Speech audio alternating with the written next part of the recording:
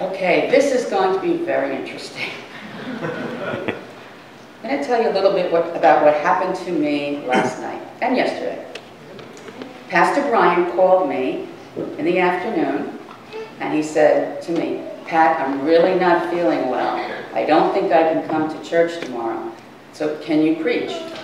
I said, "Sure. Joanna and I have it all covered. We were ready to go at the moment when Emily had the baby. We had sermons backed up, so we're good." I already had a sermon written on forgiveness. Ryan had his own sermon written on forgiveness. So we were ready. Well, here's what happens. Brian calls me. I get home. I look for my sermon. I wrote my sermon with purple ink when I was visiting my mom at the rehab facility.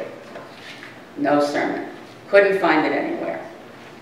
I looked, I dumped out my pocketbook, which,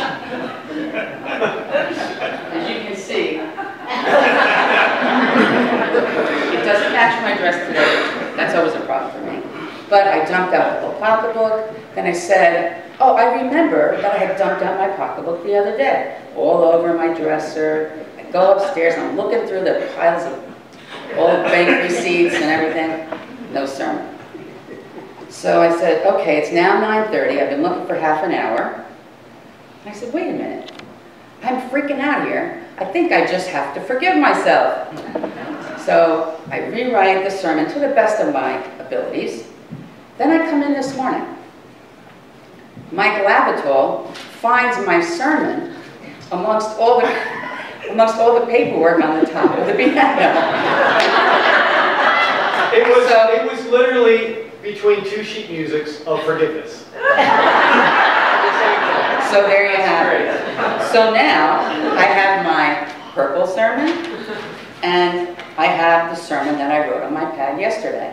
So this may be a strange combination of the two. Are we going to vote at the end? No. Okay. So I've been thinking a lot about forgiveness lately. Who do I need to forgive? And why has it been so difficult with only one person? I have had to forgive my brother. We have been at odds ever since he was born. He came out of the womb whining, and he has never stopped since. I am 2 years and 9 months older than him. We fought a lot as kids. I never, ever fought with my brother, who's 6.5 years younger, or my sister, who's 10 years younger, maybe possibly the age gap. I remember my brother and I fighting and getting pretty physical.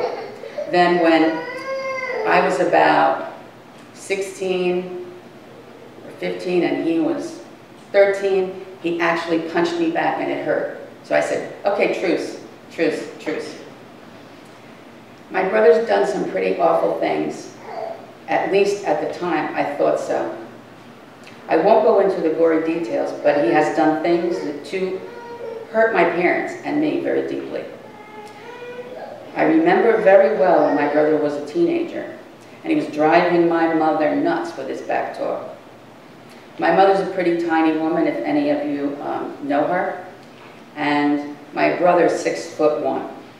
My mother was so frustrated, she finally took her Dr. Scholl's wooden clog off, if any of you remember those. She threw it across the room, and it hit him right hard smack in the head. Yay, Mom. That was in the days before diapers could be called. I think the reason why I remember that incident so well is because I have wanted to do that exact same thing to my brother hundreds of times, especially when he did things that hurt my parents.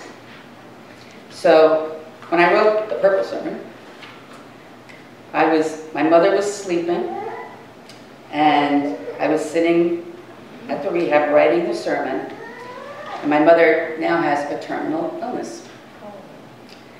As she was sleeping peacefully, I was looking at her, and I finally realized that I needed to forgive my brother.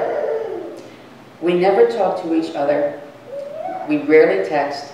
I get angry with him when he posts things to Facebook that invade my mother's privacy. and takes away some of her dignity.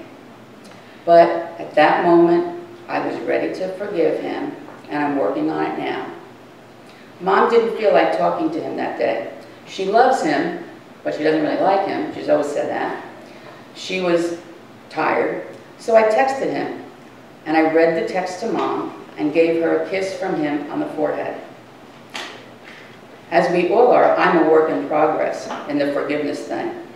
But I have taken that first step in the process, and I feel better for it. Another thing that my brother did, which came up in my other sermon, I remember one night I came home very late, or really it was actually very early in the morning. I don't do that anymore. And I found my brother sleeping on the couch, but I smelled burning. I went into the kitchen, and there on the stove was a pot that my brother, who loved macaroni and cheese, was probably boiling water in. He fell asleep, and it burned down to the bottom of the pot. It was starting to smoke. I could see that this was going to be a real problem.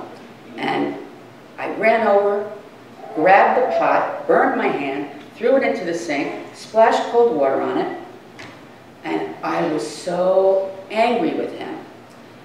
He was snoring, he was drunk on the couch. I went over to him, I'm shaking him. I said, get up, get up, get up. And he was like, ah. So then I started slapping him, slap, slap, slap, across the face.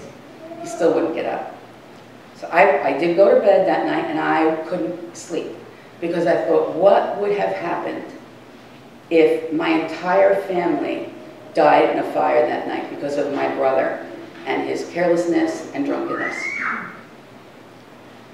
So who is it that you need to forgive?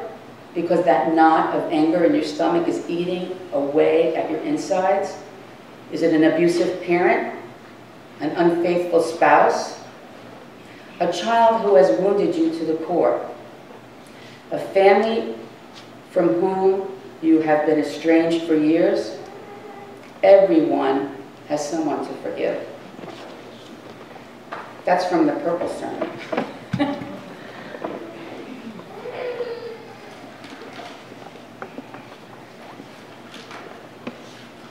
So I'll just take a few different things on here.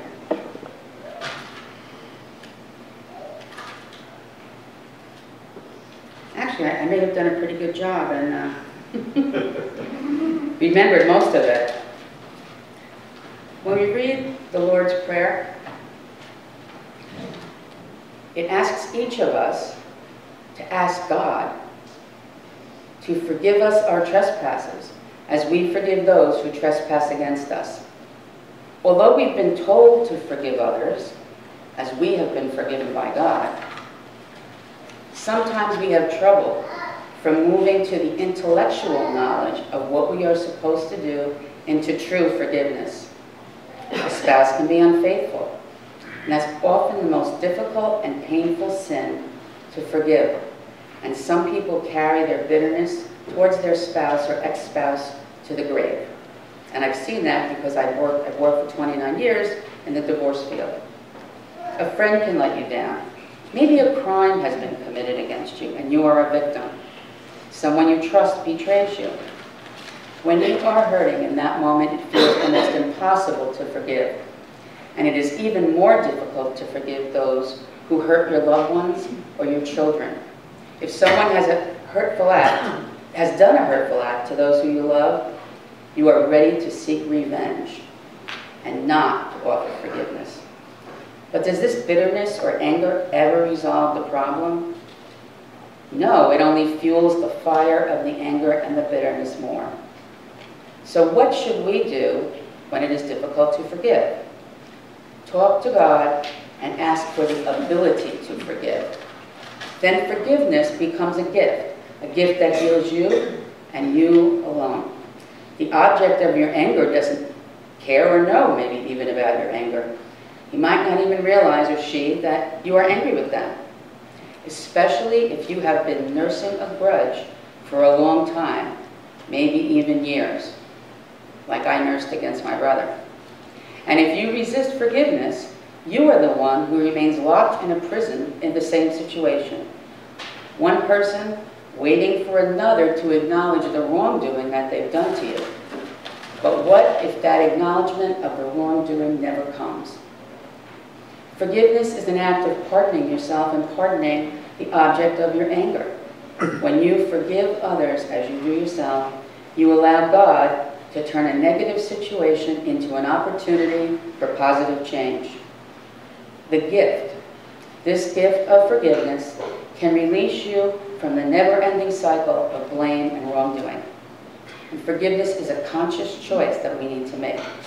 And when we make that choice to forgive, it is a huge step forward towards breaking this chain of pain and becoming free. So every day we have a choice to make. Feelings of pain, sorrow, anger can come to the surface. We need to choose not to dwell on them. Choose not to nurse old grudges. Because, again, who is it hurting? It's hurting us. We must acknowledge the pain and release it to God. My Auntie Eileen used to always say, let go and let God. That can apply to both our need to control things and our need to forgive. Even in the most difficult situation, we can choose God's way of forgiveness. As long as we hold something against everyone, it's in our heart to,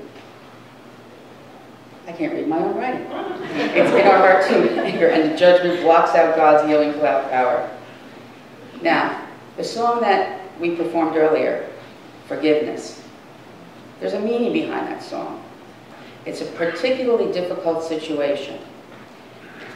The story behind the song, written by Matthew West, involves two 19-year-old girls who were killed by a drunk driver. The drunk driver was 24 years old. Her mom, Renee, tells the story of her daughter, Megan, and how deeply devastated their families were. I can't imagine, as a parent, the pain that must have caused. But Renee Napier, with all the faith and courage that she could muster, because courage, yes, because it takes so much courage to let go of the past, release the pain, and allow forgiveness to enter into your heart, she forgave this young man. The mothers of two girls, Megan and another girl, who were both 19 and killed in the same accident, were present at the young man's sentencing and actually made an appeal for the young man's possible 25-year prison sentence to be reduced. As a result of their actions, he received instead an 11-year sentence. Megan's mother speaks at schools throughout the country, and in a few years, that young man, who was a drunk driver, intends to join her because he found Jesus Christ through the act of forgiveness of a stranger. That stranger had been experiencing pain to the very core of her being. So God's forgiveness is a free gift and not something that we earn. So who will you forgive today? Think about the answer to that question. We all have someone. Amen.